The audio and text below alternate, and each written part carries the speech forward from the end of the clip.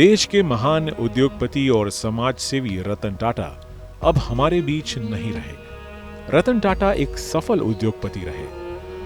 इसके साथ ही उन्होंने अपने जीवन में कई धर्मार्थ कार्य भी किए। ये सभी लक्षण उनकी कुंडली में दिखाई देते हैं। उनकी कुंडली में अद्भुत राजयोग बने हुए हैं। यदि उनकी कुंडली के बारे में विस्तार से बात की जाए तो रतन टाटा का जन्म 28 दिसंबर 1937 की सुबह 6:30 बजे हुआ था।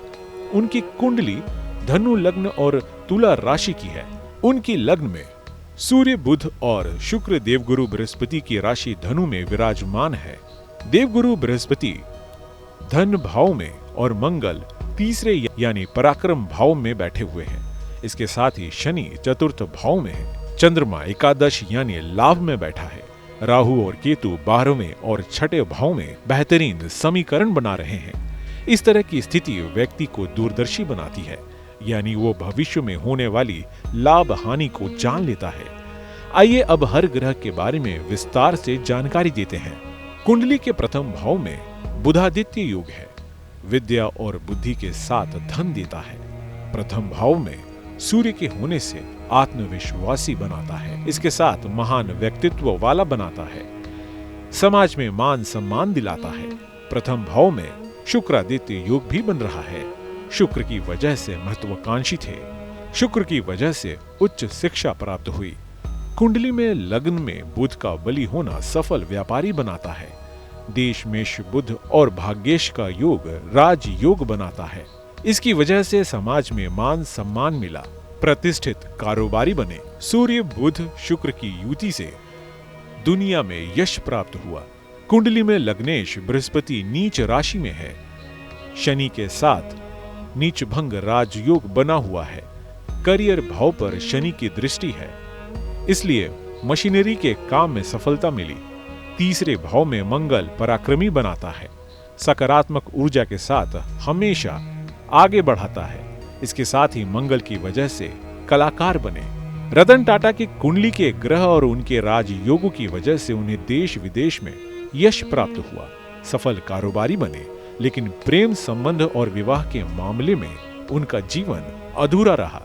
आइए जान लेते हैं कि किन ग्रहों की वजह से एक सफल उद्योगपति प्रेम में सफल नहीं हो पाए, क्यों नहीं उनका विवाह हो पाया।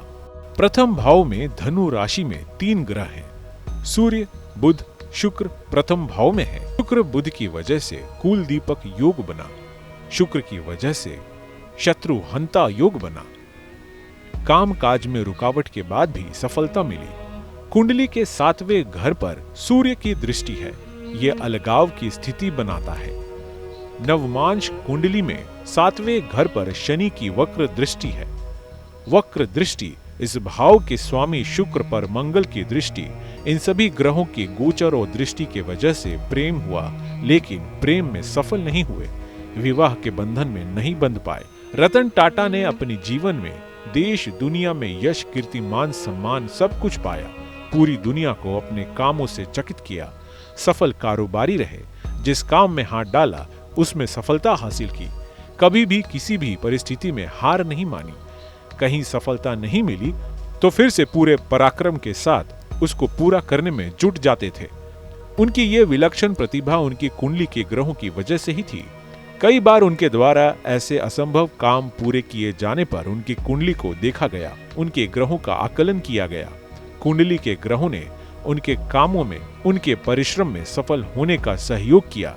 रतन टाटा जी को हमारी ओर से विनम्र श्रद्धांजलि।